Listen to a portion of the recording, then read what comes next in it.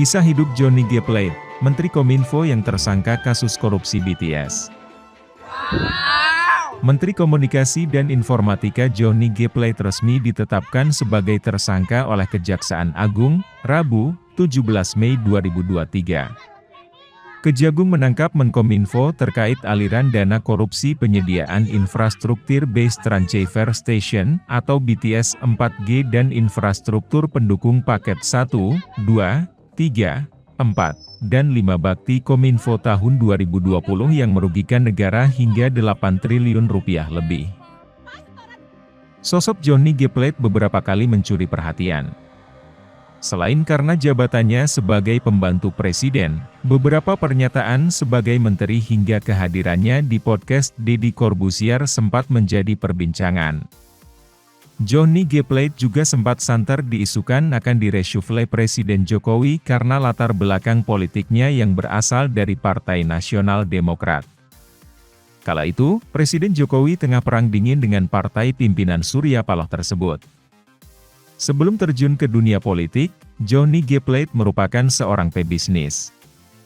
Johnny lahir dengan nama Johnny Gerard Plate pada 10 September 1956 di Ruteng, Nusa Tenggara Timur. Johnny kini memiliki seorang istri bernama Maria Anna dan dikaruniai dengan 3 orang anak. Sebagai seorang pengusaha, ilmu dan kiat-kiat berbisnis yang Johnny miliki didapatkan semasa kuliah di Fakultas Ekonomi dan Bisnis Universitas Katolik Atma Jaya Jakarta. Ia lulus dan mendapatkan ijazah dari perguruan tinggi tersebut pada 1986. Usai lulus dari Atma Jaya, Johnny kemudian menekuni bisnis di bidang alat-alat perkebunan. Tak cukup di situ, Johnny juga menjajal berbagai bidang bisnis sebelum akhirnya tertarik masuk ke dunia politik.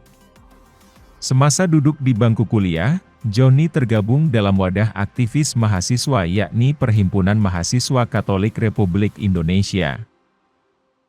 Kemudian, rasa keinginan Johnny untuk menjajal dunia politik berangsur-angsur semakin bertambah melalui aktivisme tersebut. Dikutip dari laman resmi Partai Nasdem, kini Johnny menjabat sebagai Sekretaris Jenderal, menemani sang Ketua Umum Partai, Surya Paloh. Adapun Johnny sebelumnya bergabung PKDI pada 2013 dan menjadi Ketua Mahkamah sebelum pindah haluan ke Nasdem. Usai berkiprah di partai, Johnny mendapatkan kesempatan diangkat menjadi anggota DPR periode 2014 hingga 2019 dari Partai Nasdem mewakili Dapil Nusa Tenggara Timur I. Tak cukup di situ, Johnny kembali terpilih menjadi Ketua DPR usai pemilu 2019.